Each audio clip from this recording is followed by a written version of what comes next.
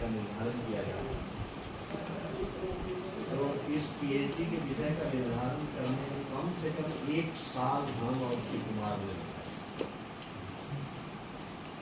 क्योंकि ये कुछ मौलिक और बहुत आधारभूत और कुछ नए ढंग का काम करने के लिए 1 साल कम से कम लगा इसका विषय निर्धारण करने। जैसे भी आप लोग देखेंगे कि पातंजलि योग में कर्म की अवधारणा एक समीक्षात्मक है। ये शीर्षक इतना आकर्षक नहीं है। इस शीर्षक को देखने से लगता है कि इसमें कोई ऐसी बात है नहीं, ये तो मतलब सीधा पीटा विषय जैसा लगता है। लेकिन ये इतना महत्वपूर्ण विषय है जिसके महत्वपूर्ण होने के 2 कारण। पहला कारण ये है कि इधर विगत 50 वर्षों में भारत में दर्शन शास्त्र में जो पढ़ाई वो कहना ज़्यादा नहीं, हम थोड़ा कर रहे हैं आपका एग्जाम नहीं बोलेगा नहीं, तो ये जो कह रहे हैं एग्जैक्टली ये इनको वही पहले बताएगा, तो आप बता देंगे तो ये तो दूसरी चीज बताएगा। विगत 50 वर्षों में भारत में एक तरह से योग दर्शन और सांख्य दर्शन बिल्कुल उपेक्षित जैसा करते हैं, जबकि ये माना जाता है कि सांख्य योग दर्शन भारत की सबसे प्राचीन है।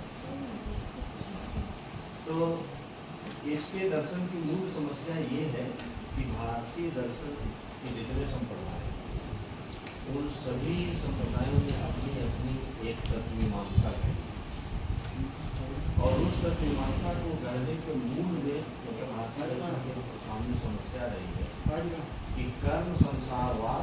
भारतीय दर्शन की 2 मूल समस्याएं हैं, कर्म संसारवाद और ज्ञान मोक्षवाद। चाहे कोई भी भारतीय दर्शन हो, यदि चार्वाक को बस छोड़ दिया जाए तो वो इन्हीं 2 अवधारणाओं के को केंद्र बनाकर ही अपने पूरे दर्शन को खड़ा करता रहा है। उसमें भी कर्म संसारवाद है, वो प्रारंभिक समस्या है, क्योंकि किसी भी दार्शनिक ने जो प्रारंभिक समस्या के रूप में देखा, दुख को देखा और दुख को जुड़ा हुआ देखा किसी से, तो वो कर्म से जुड़ा हुआ देखा, क्योंकि कर्म से ही उसके सुख या दुख रूपी फल प्राप्त होते हैं व्यक्ति को। तो यहाँ पर ये जो पहले प्रस्तावना का पहला अध्याय है उसमें सब सारे दर्शनों का हमने कर्म संसारवाद किस तरीके का है और ज्ञान मोक्षवाद किस तरीके का है, कर्म संसारवाद और ज्ञान मोक्षवाद का स्वरूप क्या है, उसके अनुसार कर्म संसारवाद किस तरीके से वो विवेचित करता है और ज्ञान को किस तरीके से विवेचित करता है, इसको समझने का प्रयास किया। इसके बाद नेक्स्ट चरण में इतिहास दर्शन की दृष्टि से कर्मवाद के विकास का सिंहावलोकन किया। हमें भारतीय दर्शनों के इतिहास के बारे में कर लेना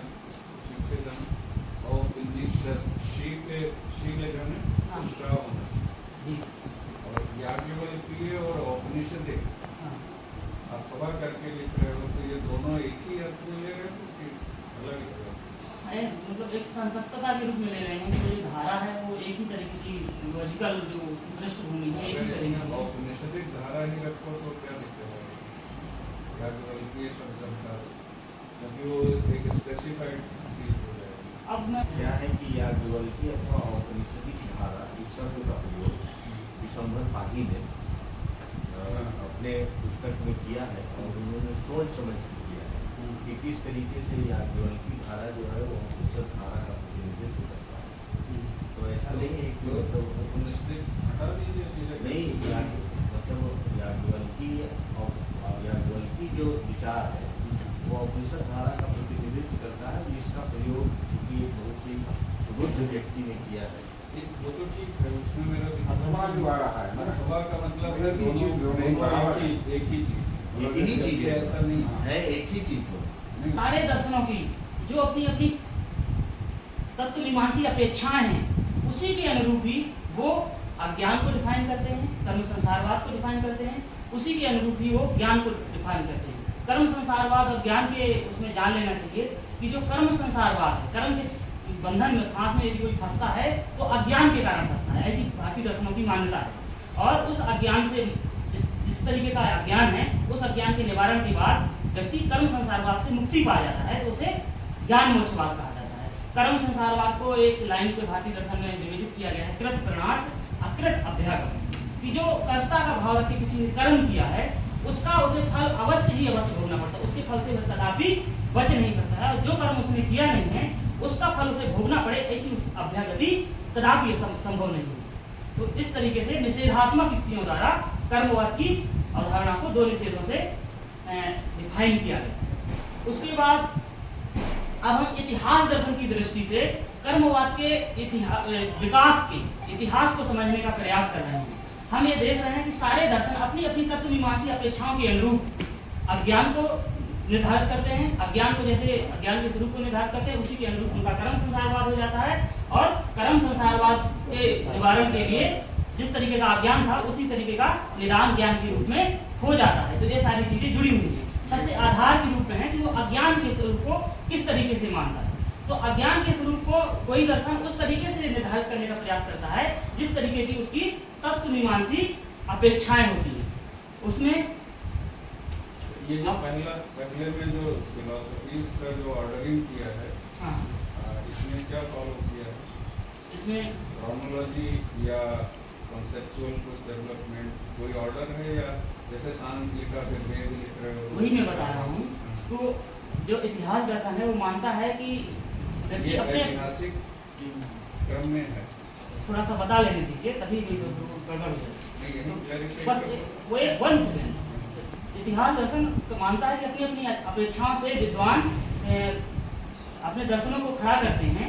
तो इसलिए हम भी दार्शनिक अपेक्षा से, जो दार्शनिक इंक्वायरी होती है, कोई व्यक्ति तार्किक ढंग से ज्ञान को साध्य मान करके जो सत्य को जानने लगता है, जानने का प्रयास करता है, उसकी अन्वेषण करने का प्रयास करता है, तो उस अन्वेषण की कुछ सामान्य विशेषताएं होती हैं। उस सामान्य विशेषताओं को आधार बना करके हम इतिहास को एक स्केच करने का प्रयास कर रहे हैं। वैसा इतिहास उसी पर प्रश्न उसी पे है, हाँ। सांख्य वेद के पहले क्यों आ रहा है?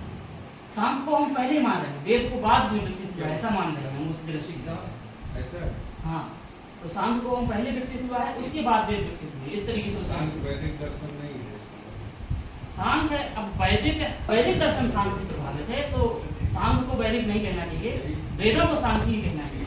वैदिक इतिहास दर्शन की दृष्टि से मैं ऐसा दावा नहीं करता हूँ कि यही सच है, लेकिन जिस अपेक्षा से हम इसको समझने का प्रयास कर रहे हैं उस अपेक्षा से हम इस ऑर्डर में समझेंगे। ये आप देख लीजिए। इसके पहले जैसे मान लीजिए न्याय वैशेषिक आ गया, योग दर्शन आ गया, उत्तर मीमांसा आ गया, और पूर्व मीमांसा भी होगा, वेदों को पूर्व मीमांसा ये होगा, इनको पता नहीं। नहीं, उत्तर मीमांसा आ गया, वेदांत पूर्व मीमांसा मतलब कहाँ छूट गया है क्या? जी वो छूट गया है। वो वेदों में मैंने उसको कल में मुझे समझाया। लगता है कि वो जो तुम्हारा वेदों में कर्म मीमांसा है, हाँ, तो वेदों में कर्म मीमांसा का अवधारणीकरण पूर्व मीमांसा ने ही सबसे पहले किया। जी जी, तो मतलब ये हो सकता है कि वेदों में कर्म की अवधारणा का जो विकास है, तो उसके आधार पर वहाँ मतलब पूर्व मीमांसा में भी पूर्व किया है। मीमांसा ही मैं कहना चाह रहा हूँ। वेदों का जो दार्शनिक रूप जब से आया है, मतलब कर्म की अवधारणा का मतलब सबसे पहले मतलब सांख्य ने हाँ। उसका एक इक्वेशन बनाया। हाँ, जो उसके दार्शनिक बाद रूप दिया। दूसरा इक्वेशन बनाने वाला जो है हाँ। वो पूर्व मीमांसा। जी जी, तो इसी वहाँ वेदों को हटा के जी हम लोग उसको पूर्व मीमांसा कर सकते हैं। जी जी। ठीक। तो तत्वमीमांसी पूर्वापेक्षाओं के आधार पर पे सारे लोग अपने अज्ञान के स्वरूप को निर्धारित करते हैं। इसमें फर्स्ट स्लाइड पे जाओ। तुम बार बार सांख्य योग को साथ में रख रहे हो और टाइटल में खाली पतंजलि योग दर्शन रख रहे हो। तो अभी बोला भी कि हमने सांख्य योग को सांख्य योग और पतंजलि दर्शन में कोई सर अंतर नहीं है, क्योंकि सांख्य योग घटा तो पतंजलि वो भी आपके किया। टाइटल में भी आना चाहिए ना। तो टाइटल में पतंजलि योग कहीं कर लेंगे सर, उसमें नहीं है। नहीं है इसका। अब नहीं किया जा सकता, जी। क्योंकि मतलब मतलब पातंजल योग दर्शन जो है, तो पातंजल योग दर्शन में मतलब वो योग मतलब केवल योग दर्शन यहाँ सांख्य से अपने को अलग नहीं किया। तो भले वो टाइटिल में है भाई योग दर्शन मतलब हमारा उद्देश्य मतलब सांख्य को लेना नहीं है, लेकिन सांख्य से योग दर्शन प्रभावित है, बहुत कुछ मानता है, इसलिए हम पातंजल योग दर्शन को ही केंद्र में रखते हैं। क्योंकि मतलब कर्म के स्वरूप के विषय में जो जो जो जो योग दर्शन करता है उसी वही बात को सांख्य दर्शन भी करता है, लेकिन इन सब चीजों की ज्यादा व्याख्या योग दर्शन में होगी। जी, इसलिए योग को लिए हैं। तो यहाँ पर ये अलग अलग दर्शन तत्वमीमांसी अपेक्षाओं के अनुसार कैसे अपना अपना लिखने में भी फॉलो करो। अपने अपने अज्ञान के स्वरूप को निर्धारित करने का प्रयास करते हैं। उसमें मान कर चलते पहले से अद्वैत वेदांत को ही ले लेते हैं। तो अद्वैत वेदांत की जो तात्विक स्वरूप है, अपने परम तत्व का जो स्वरूप मानता है वो स्थायी मानता है। तो अद्वैत वेदांत अज्ञान का स्वरूप क्या मानेगा? अद्वैत वेदांत अज्ञान के स्वरूप मानता है कि परिवर्तन को सत्य, जो परिवर्तनशील सत्ता है उसको यथार्थ मान लेना कि अज्ञान है, उसके आधार पे उसका पूरा का पूरा दर्शन खड़ा होगा। जैसे बौद्ध दर्शन है, तो बौद्ध दर्शन की तत्वमीमांसा मूल तत्व का जो स्वरूप है वो परिवर्तनशील है। तो बौद्ध दर्शन मानेगा कि स्थायी दृष्टि को, मतलब स्थायी दृष्टि को सत्य मानना यही अज्ञान, यही अविद्या है, और इसी के कारण सारी समस्याएं पैदा होती हैं। दोनों मतलब सांख्य दर्शन में आप कह रहे हो दोनों है, कर्म संसारवाद और ज्ञान मोक्ष। हाँ, मतलब वो दोनों का अलग अलग नहीं है। नहीं, अलग अलग की बात नहीं, मैं ये पूछ रहा हूँ कि सांख्य योग दर्शन में ये दोनों धाराएं हैं। ये तो सभी दर्शनों में दोनों था, कर्म संसारवाद और ज्ञान मोक्षवाद, ये सभी दर्शनों की मूलभूत समस्या है।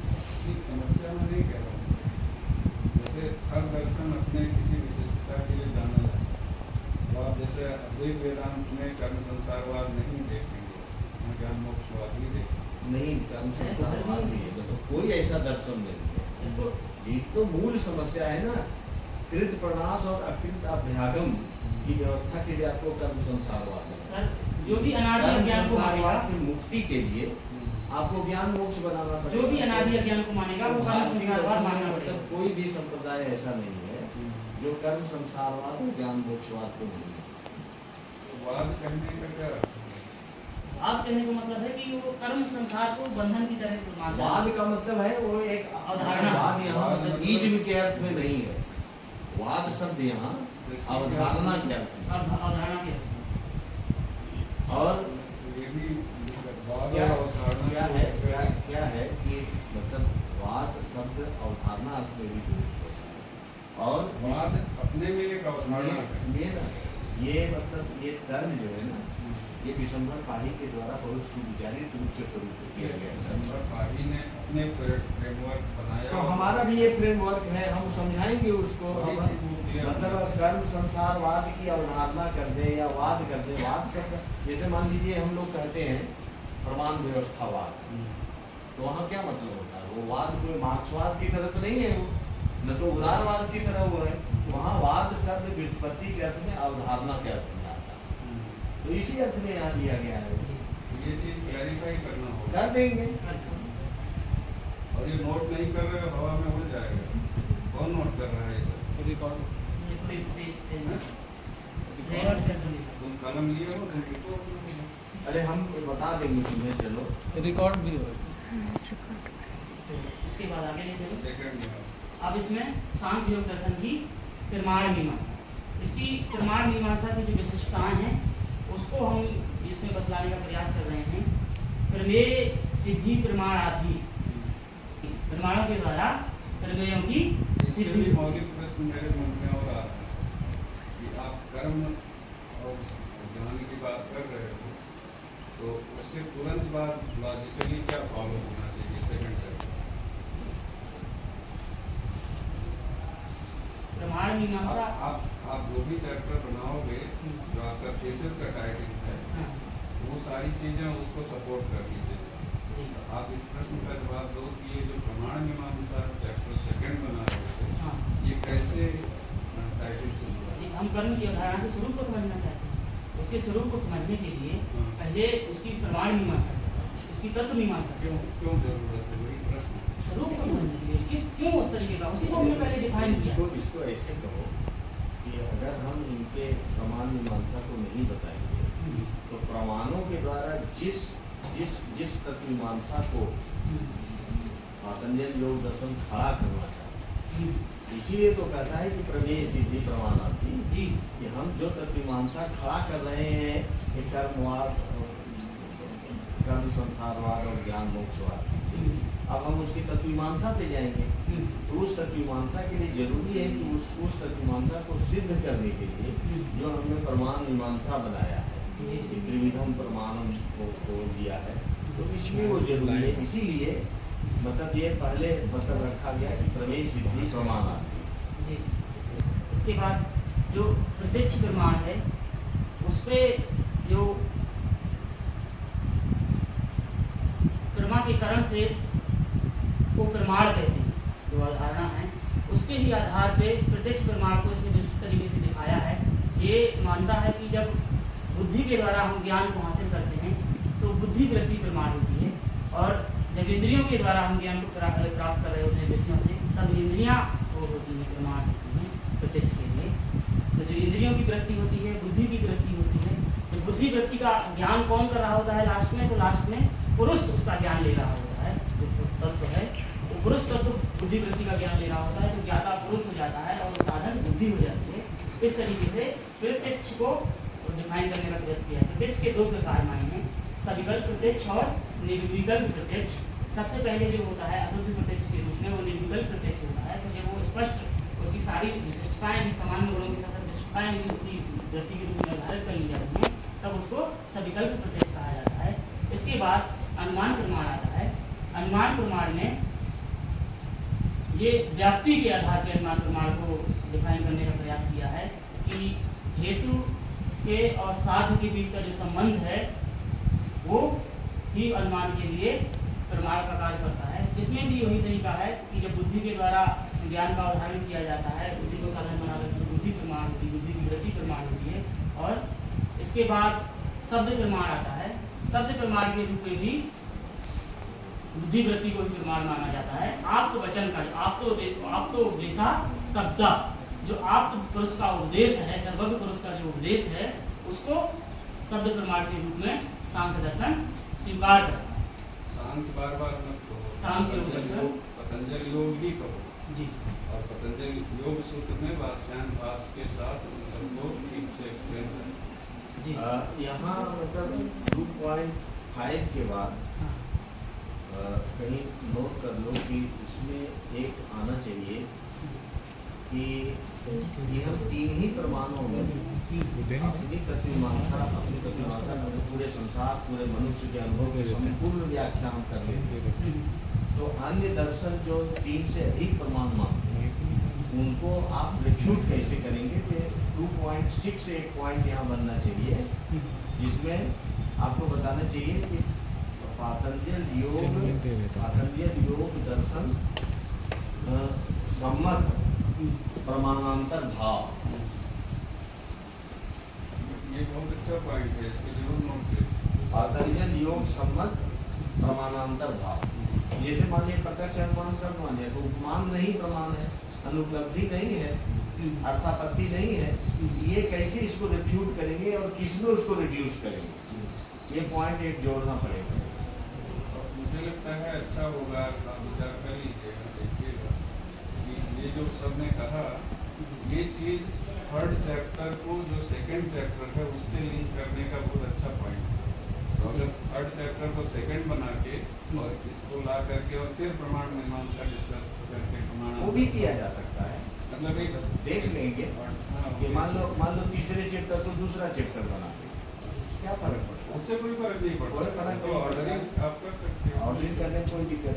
तो इसमें एक जोड़ना है और भ्रम के संबंध में ये बाद में जो सांख्य योग कर रहे हो ना, सब जगह पातंजल योग करना है। उसमें अपने आप इम्प्लिसिट है सांख्य, लेकिन कोई आपत्ति न करे इस पर। इसलिए ये सुझाव ठीक है कि हम मतलब शब्दों के प्रयोग के प्रति हम एक तार्किक संपक्षता की दृष्टि रखें। और ये पहले चैप्टर में ये बात कह के वहीं से जैसे मान लो सांख्य योग दर्शन की तत्वमीमांसा, तो यहाँ हम क्यों सांख्य योग दर्शन ले आए? हम यहाँ पातंजल योग दर्शन की उसमें सांख्य इम्प्लिसिट है। और हम जब प्रस्तावना लिखेंगे तो प्रस्तावना में प्रसंग जहाँ आएगा वहाँ इन दोनों चीजों को हम स्पष्ट कर देंगे कि मतलब हम इसमें सांख्य दर्शन की तत्वमीमांसा को भी समाहित मान रहे हैं, क्योंकि दोनों ये सहोदर परंपरा है। तो ये भी मतलब किया जा सकता है कि ये तीसरा जो चैप्टर है उसको दूसरा कर लें और दूसरे चैप्टर को तीसरा कर लें और मतलब धर्म के संबंध में सांख्य योग दर्शन का मतलब पातंजल योग दर्शन का ख्यातिवाद, ये भी मतलब भाषा ठीक नहीं है, इसको करना चाहिए पातंजल योग दर्शन का भ्रम सिद्धांत। ख्यातिवाद कर सकते हो या भ्रम सिद्धांत कर सकते हो, दोनों शब्दों का जरूरी नहीं है। पातंजलि योग दर्शन में भ्रम की अवधारणा या भ्रम सिद्धांत या ख्यातिवाद ऐसा कर सकते हैं। अब तीसरे अध्याय पे चलते हैं। हाँ, और मतलब ये प्रमाण मीमांसा वाला चित्र है, उसमें यहाँ तो केवल देखो शब्द प्रमाण, अनुमान प्रमाण और चिन्ह प्रमाण। तो मतलब ये अपनी प्रमाण मीमांसा में ये किस तरीके से मतलब ऐसा डिस्कशन है, जो सामग्री भी की है कि किस तरीके से मतलब ये तीन ही प्रमाणों के द्वारा, जैसे मान लो शब्द प्रमाण, तो शब्द प्रमाण के संबंध में आपको ये दिखाना पड़ेगा कि मतलब अगर शब्द प्रमाण है तो क्या ये मतलब पातंजल योग दर्शन योग की मीमांसा में पुरुष प्रकृति या 25 तत्वों को मानेगा, तो उसमें शब्द प्रमाण से ही अगर वो ज्ञान होगा, शब्द प्रमाण का वहाँ स्वरूप क्या है, कि तुम्हें नहीं बताना पड़ेगा क्या शब्द प्रमाण जो है वहाँ वो पौरुषेय शब्द प्रमाण है या अपौरुषेय शब्द प्रमाण है। अगर अपौरुषेय शब्द प्रमाण है तो यहाँ आपको डिस्कस करना पड़ेगा कि तब फिर वेद को क्या मतलब किस दृष्टि से मतलब ये माना जाएगा। केवल आप तो वाक्यम शब्द कहने से काम नहीं चलेगा। और इसके संबंध में आपको बताए थे कि उन्मीलन में मतलब एक लंबा कई अंकों में एक डिस्कशन कि मतलब वेद के प्रामाण्य के संबंध में सांख्य का क्या दृष्टिकोण। सांख्य के साथ दिक्कत ये है कि चित्त वृत्ति के बिना कोई प्रमाण नहीं हो। ये चित्त वृत्ति प्रमाणवादी नहीं, चित्त वृत्ति मतलब वृत्तिवादी है। तो वृत्ति जब भी होगा तो पौरुषेय ही होगा, अपौरुषेय वृत्ति तो हो ही नहीं सकती। तो इनकी एक ऐसी दिक्कत है कि ये पौरुषेय मतलब वृत्ति प्रमाणवादी है। तो वृत्ति प्रमाणवादी के लिए जरूरी है कि भाई वो पौरुषेय ही होगा। वो तो पौरुषेय होगा कि इसको मतलब हमसे मिलना। तो सांख्य दर्शन वाला जो पोर्शन है, जो डिस्कशन है उन्मीलन में, बड़े बड़े लोगों के, दया जी के बीच, शल्य जी के बीच, मुकुल लाट के बीच, वो कई अंकों में ये डिस्कशन है। तो हमको मतलब यहाँ मतलब नोट कर लेना, हमें बताना पुराने अंकों में है तो हम देंगे तो उसको याद आना चाहिए।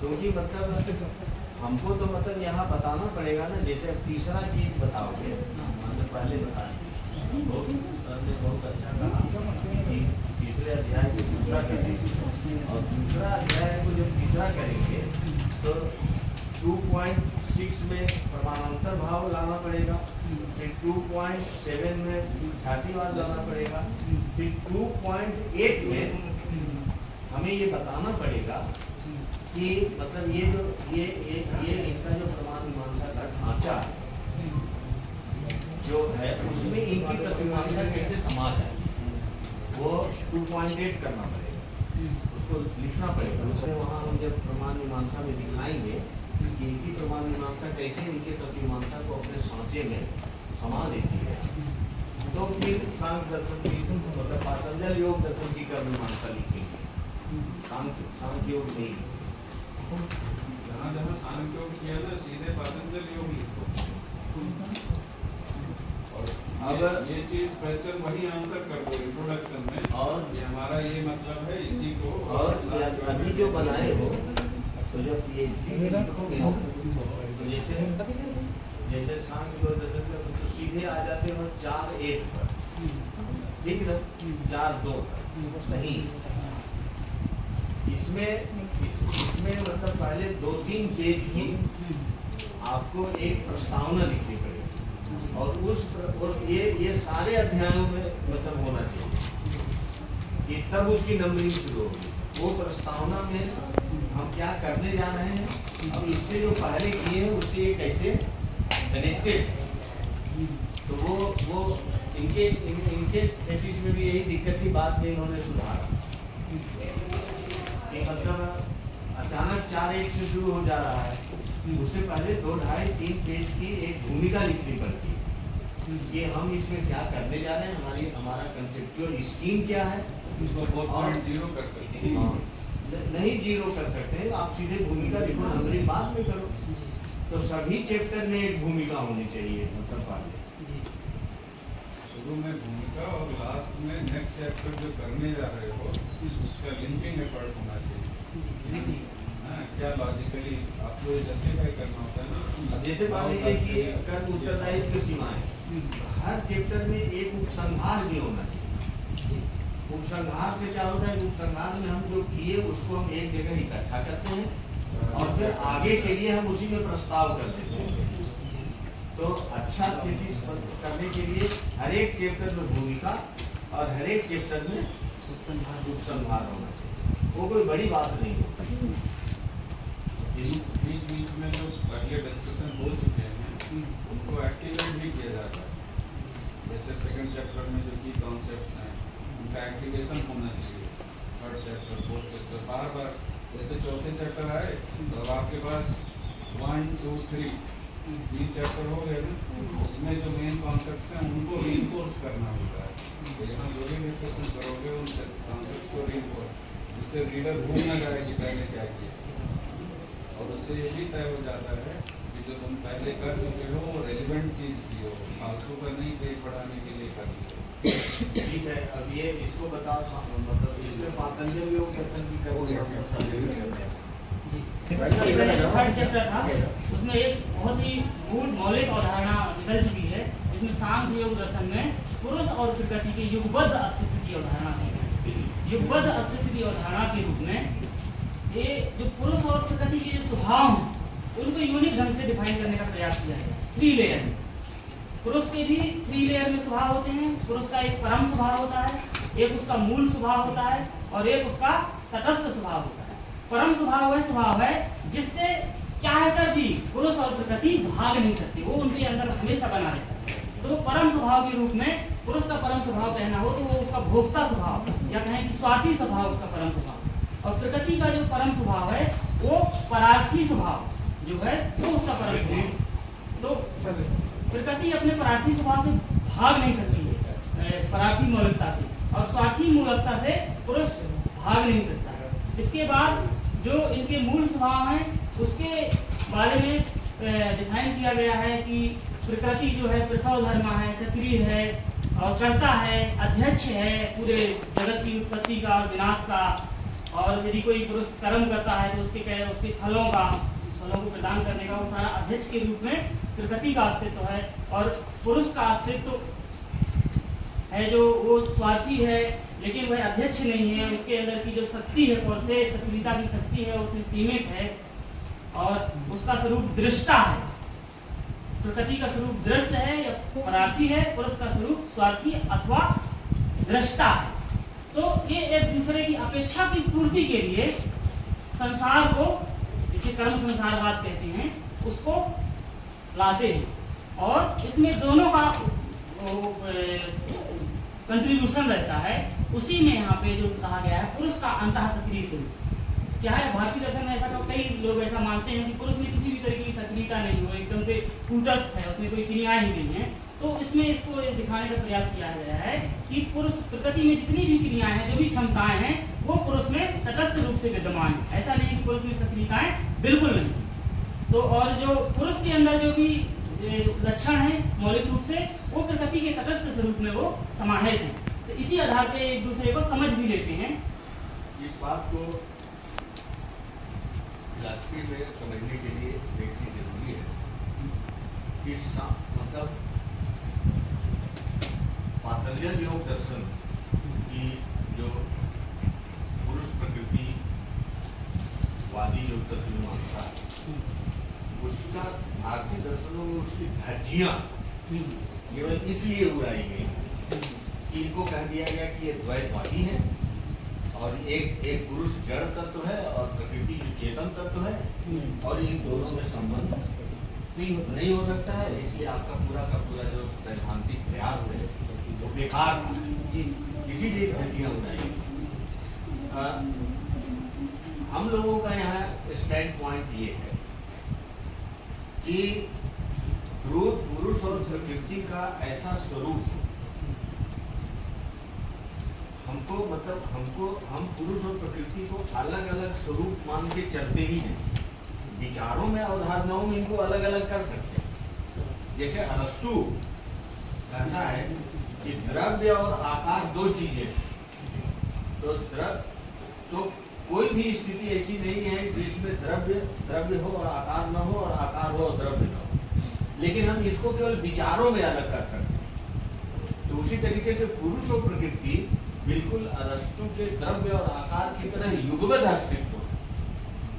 जब हम इस स्टैंड पॉइंट को लेकर चलते हैं कि पुरुष और प्रकृति का वास्तव में युगपत अस्तित्व है, हम केवल अवधारणाओं में और विचारों में इनके उस स्वरूप को अलग करते हैं कि एक पुरुष जड़ है, सक्रिय जड़ है और एक असंग चेतना है।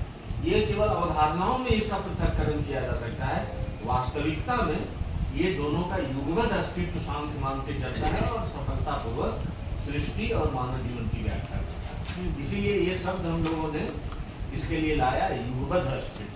चीज जो हम लोग डिस्कस कर चुके हैं, जो जीव शब्द का प्रयोग हुआ है ना, जहाँ ये अंतर्क्रिया सक्रिय स्वरूप देख रहे हैं, पातंजलि योग वहाँ हम लोग डिस्कस कर चुके हैं, उसको ध्यान में रखना है। नहीं जीव शब्द का प्रयोग करते हैं अद्वैत वेदांत में जीव का नहीं नहीं जो किताब भुक्ता, लेके कई आए। जगह हम देखे हैं कि भुक्ता जीवात्मा कहा गया है। हाँ, कर्ता जीवात्मा कहा गया जीव है। शब्द का जीवात्मा जीवात्मा कहा गया नहीं, आत्मा नहीं कहा गया, वो कैसे बोल रहे हैं। जीव शब्द का है। मैं किताबों में देखा हूँ वो बात कह रहे हैं, अरे कभी तुम्हारी दिखाऊंगा बात है, उसी में देखा गया, मेरी बात कौन सी किताब थी? पता नहीं क्या है तुम्हारे पास। मैं ऐसा तो अभी लेके आए थे, मेरे को हिंदी ऐसा- ट्रांसलेशन था उसमें। मेरे को ऐसा मैं कई ग्रंथों में आपको सर दिखाऊंगा कि उसमें कर्ता नहीं, मुझे जीवात्मा दिखाने की जरूरत नहीं है, है। क्योंकि मैं आपका एक कार्नर भी नहीं रहूंगा। क्या है कि जीवात्मा जो है ना, और हम इसको नई अवधारणा के रूप में लेकर के आ रहे हैं, तो उसको अपने लॉजिकल आधार पे हम चीजों को डिफाइन करने का ज़्यादा प्रयास कर रहे हैं, विथ रेफरेंस के। रेफरेंस को उतना मतलब वैल्यू नहीं दे रहे। चलो आगे बढ़ते हैं। पुरुष के संबंध में है ना, सक्रिय और पुरुषों चेतन है, सक्रिय और चेतन में अगर हमको अंतर करना पड़ता है तो इसमें इस युगपत अस्तित्व में यही है कि पुरुष मौलिक रूप से चेतन है, वो स्वार्थी चेतन है, और प्रकृति स्वार्थी चेतन, दोनों चेतन है। लेकिन स्वार्थी चेतन अपनी अपेक्षा से चेतना का उसके लिए ज्यादा उपयोग होता है, इसलिए बस कहने के लिए कह दिया गया कि पुरुष स्वार्थी है। इसका मतलब ये नहीं कि प्रकृति पूरी तरह से जड़ है और पुरुष पूरी तरह से पुरुष बस स्वार्थी मतलब चेतन नहीं, दोनों में से शाम को ये कहता है कि प्रकृति जड़ जड़ है और पुरुष चेतन है। तो प्रकृति को जड़ कहने का तात्पर्य है, जैसे विज्ञान जड़ कहता है ना, जिसमें चेतना होती ही नहीं, वैसा जड़ नहीं। प्रकृति को जड़ कहने का उसका तात्पर्य है कि प्रकृति में स्वार्थी चैतन्यता नहीं है। स्वार्थी चैतन्यता को वो चेतनता नाम देता है, जिसमें स्वार्थी चेतनता नहीं है उसको वो जड़ता कहता है। ऐसी उसकी डिफाइनिंग है सांख्य। चलो बहुत बढ़िया, आगे बढ़ते हैं। जो परार्थी चेतन पुरुष हैं वो सांख्य योग के हिसाब से जड़ हमेशा नहीं है। जो दूसरे के लिए जो काम करता है हाँ, अपनी प्राप्ति के लिए काम नहीं है, वो जड़ है, अनंत है। जड़ कहो जो भी, उसका कहने का यही शब्दावली है। बोध की समर्थ दोनों में, उसमें भी बोध की समर्थ है और प्रकृति में भी बोध की समर्थ है, तभी तो प्रकृति अध्यक्ष है। उसके लिए प्रकृति को प्रधान शब्द का उपयोग है। उसके लिए भोक्ता और भोग्य सब ज्यादा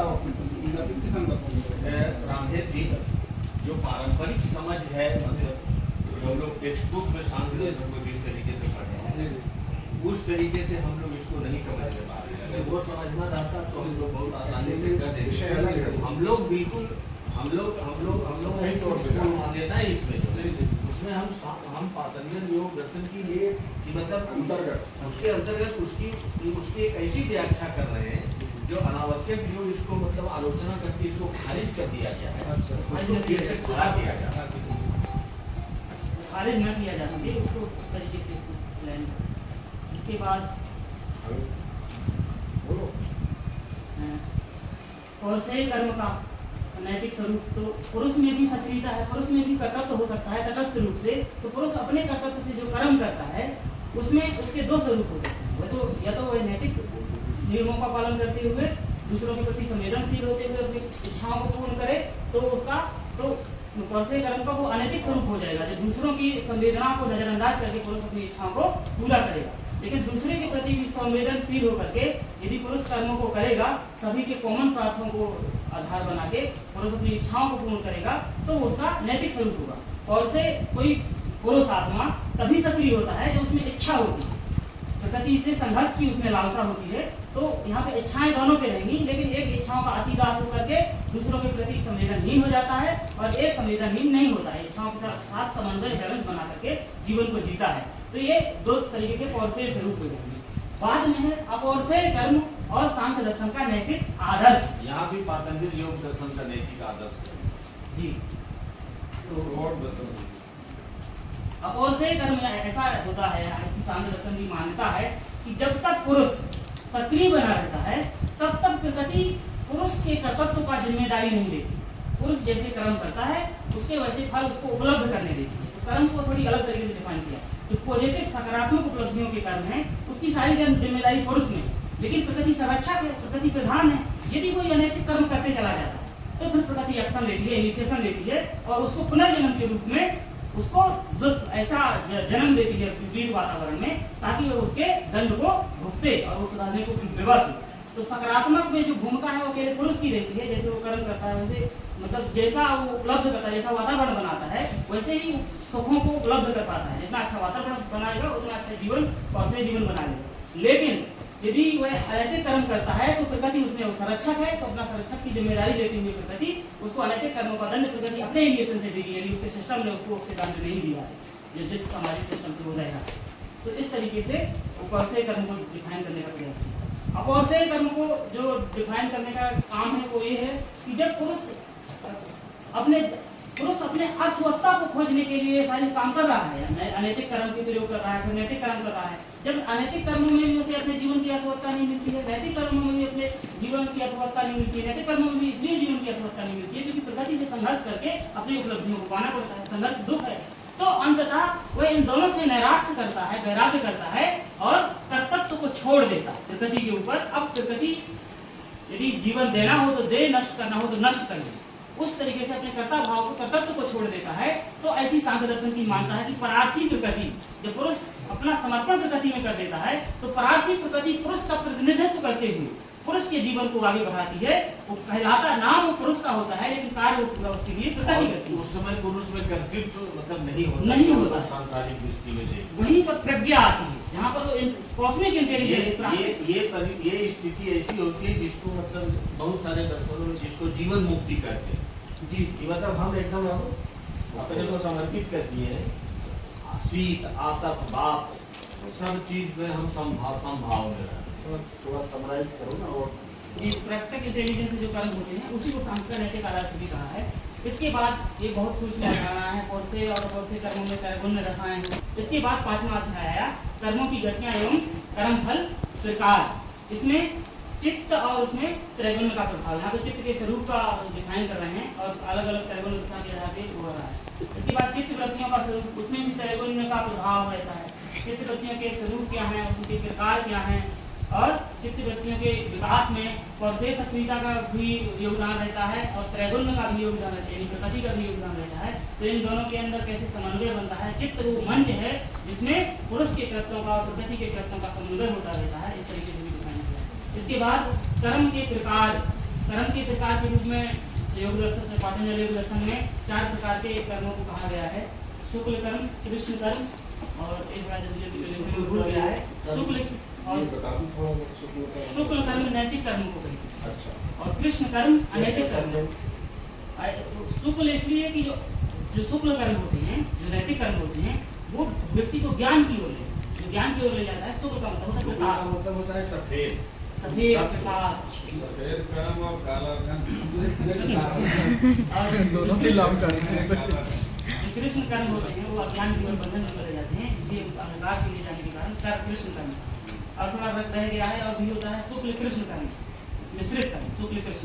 व्यक्ति के कर्म एकदम से ऐसे साफ साफ नहीं होते हैं कि एकदम से शुक्ल किसी के कर्म होंगे, एकदम से कृष्ण। ऐसे भी होता है कि बीच बीच में उसके शुक्ल कर्म आते हैं और बीच बीच में चित्त बुरे कर्मों को भी करता है, कृष्ण कर्म भी आते हैं। तो शुक्ल कर्म मिश्रित कर्म होता है। फिर इसके बाद जो अपौरुषेय योगी है उसके जो कर्म होते हैं वो ना तो शुक्ल कहे जा सकते हैं ना तो कृष्ण कहे जा सकते हैं, क्योंकि वहां पे कृष्ण कर्म को घटने की संभावना ही नहीं होती, प्राकृतिक प्रज्ञा से कार्य हो रहा होता है। इसके बाद कर्माशय की एक भौतिकता, यहाँ पे कर्माशय उनको कहा जाता है व्यक्ति जो भी कर्म करता है कर्ता भाव से, उसके संस्कार व्यक्ति के चित्त में इकट्ठे हो जाते हैं, उन संस्कारों के समूहों को ही कर्माशय कहा जाता है। तो वो कर्माशय जितने भी एक व्यक्ति एक जन्म में कर्म करता है उससे एक ही जन्म मिलता है। इस जन्म के कर्मों का जो परिणाम है हमें अगले जन्म पे मिल जाएगा और अगले जन्म के लिए बैठा नहीं रहेगा। तो इस तरीके से कर्माशय की एक भविष्यता है, लेकिन क्लेशों की अनेक भविष्यता है। क्लेश वो वासना, मौलिक वासना संस्कार है जिनकी प्रेरणा से व्यक्ति कर्म करता है, तो ये अनेक जन्मों तक रहते हैं, ये अनेक जन्मों तक प्रवाहित होते हैं क्लेशों के लिए।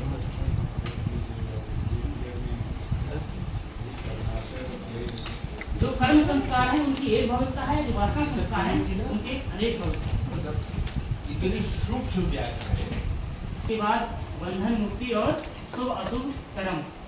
यहाँ पे बंधन और मुक्ति में कर्म की कैसे भूमिका रहती है, कैसे कर्म व्यक्ति को बंधन की ओर भी ले जा सकता है, मुक्ति की ओर भी ले जा सकता है, उसको डिफाइन करने का प्रयास किया है।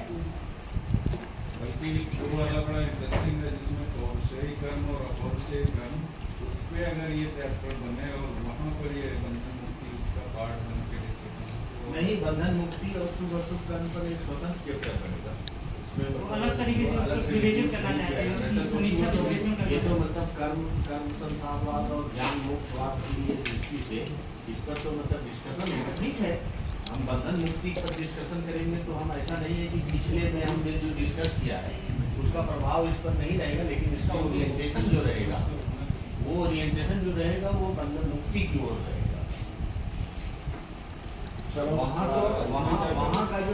का जो डिस्कशन है वो कर्ममय जीवन का डिस्कशन है।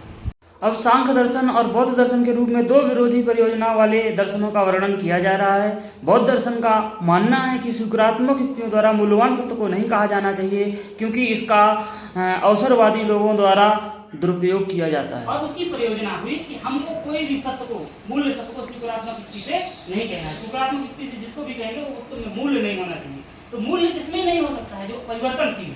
परिवर्तनशील को कौन रखना चाहता है? सारे लोग स्थायित्व की ओर जा रहे हैं। तो परिवर्तनशील सत्य को उसने स्वीकार, सत्य को स्वीकार किया तो वह परिवर्तनशील है। खुद जानते हैं सत्य परिवर्तन में भी स्थैर्यता है, लेकिन वो जानबूझ के अपनी परियोजना के अनुसार सत्य को मात्र और मात्र परिवर्तनशील मानते हैं और उसके आधार पर फिर अपने नैतिक प्रतिमानों को। तो अब वो कर्मवाद को कैसे स्थापित करे? कर्म को भी परिवर्तनशील मान रहा है, तो फिर उसने परस्पर निर्भरता का सिद्धांत लाए। वो प्रतीत समुत्पाद का कि कारण से कार्य पैदा होता है, तो कर्म नष्ट भले होता है लेकिन अपनी संतान को पैदा कर जाता है। उसके आधार पर यदि हम बुरे कर्म कर रहे हैं तो उसी तरह की संतानें हमारे भीतर रहेंगी जो हमें पुनर्जन्म प्रदान करेगी, वो फल प्रदान करेंगे। तो कर्मवाद को भी स्थापित कर लेता है। इस सारे तत्वों की स्थायी दृष्टि को नकार देगा, आत्मा को भी नकार देता है, परियोजना ही ऐसी है, परमात्मा को भी नकार देता है और सर्व निषेध में चला जाता है। जैसे सर्व स्वीकार में कल्मिनेट हो जाता है या सर्व निषेध में कल्मिनेट हो जाता है। तो ये मौलिक विरोधी दर्शन है कि मौलिक विरोधी परियोजनाएं हैं की, इस तरीके से समझने का प्रयास किया है। सर्वदृष्टिया अनुग्रहवादी जैन है और सर्वदृष्टि निषेधवादी बौद्ध। हाँ, उनकी फिर आलोचनाएं भी की है, जैसे बौद्ध दर्शन में। अच्छा ये बताओ, ये यहाँ एक बार बौद्ध दर्शन को वहाँ लाए, हाँ, फिर एक बार लाए हो 7.3 में बौद्ध दर्शन की कृत्रिम अथवा गुरु केंद्रित तर्क परंपरा। ये कृत्रिम तर्क परंपरा, ये रीतिमूलक तर्क परंपरा है, उसकी आलोचना में इसको हम रखना चाहते हैं। इस पॉइंट को बौद्ध दर्शन के उसकी आलोचना में, समालोचना में, आलोचना ही नहीं समालोचना, और सांख्य दर्शन की समालोचना में। और फिर हम कहना चाहते हैं कि किसको मतलब श्रेष्ठ माना जाए। तो इसके लिए बौद्ध दर्शन की जो तर्क परंपरा है वो प्राकृतिक या सहज तर्क परंपरा नहीं है, ट्रिक है जो बुद्ध ने अपनी कौशिक बुद्धि से बनाई थी और उस ट्रिक के आधार पे वो तर्क परंपरा का विकास हुआ है। बुद्ध की तर्क परंपरा में जो सारी चीजों को निषेध करना चाहता है, इसलिए वो सत्य के स्वरूप को अनिवार्य मानता है, क्योंकि वचन वो करना नहीं चाहता है सत्य का। अंत में आप बताइए सांख्य योग दर्शन की सैद्धांतिक समसत्ता और विपुलता क्या इसमें करना है? इसमें जो सांख्य योग दर्शन के जैसे कर्म में, कर्म की अवधारणा में पुरुष का ये है कि जो जैसा कर्म करेगा वो वैसा फल पाएगा। अब जो जैसा कर्म करने वाले की सत्ता ही अलग नहीं होगी तो फिर कैसे अलग अलग डिफाइन होगा कि किसने कैसा कर्म किया और किसको कैसा फल मिला। या अद्वैत वेदांत को यहाँ पे ले आएंगे तो वो फेल हो जाएगा, क्योंकि सबकी आत्मा जब एक है तो किसी ने अलग कर्म किया और किसी ने अलग नहीं किया, वो कैसे हो जाएगा? एक सब एक करेगा तो सब में फैल जाएगा। ऐसी ही समस्या बौद्ध दर्शन के सामने भी आएगी, क्योंकि जब बौद्ध दर्शन आत्मा के स्थायी अस्तित्व को नहीं स्वीकार करता है, साथ ही उसके पृथक अस्तित्व को नहीं स्वीकार करता है, तो फिर कैसे वो कह सकता है कि क्या कहना चाहिए, जिसने कर्म किया उसी ने फल पाया, क्योंकि वो परिवर्तित हो जा रहे हैं, संतान भले आ रही है, उसकी संतान फल पा रही है, लेकिन जिसने अकृत अभ्यागम का वो विरोध है उसको दिखाने के लिए इसको हमने लाया है। इसका मतलब है कि लास्ट में आप यहाँ कंक्लूड कर रहे हो कि कृत प्रणाश और अकृत अभ्यागम का जो किसी भी नैतिकता के लिए ये आधारभूत दृष्टि है। किसी भी नैतिक व्यवस्था को, मोरल सिस्टम को इसको मेंटेन ही करना है एटलीस्ट, कृत प्रणाश न हो और अकृत अभ्यागम न हो। इसमें आप सबकी समीक्षा करके आप ये बताना चाहते हो कि मतलब पातंजल योग दर्शन जो है वो कृत प्रणाश और अकृत अभ्यागम के की सबसे सुसंगत व्याख्या करता है।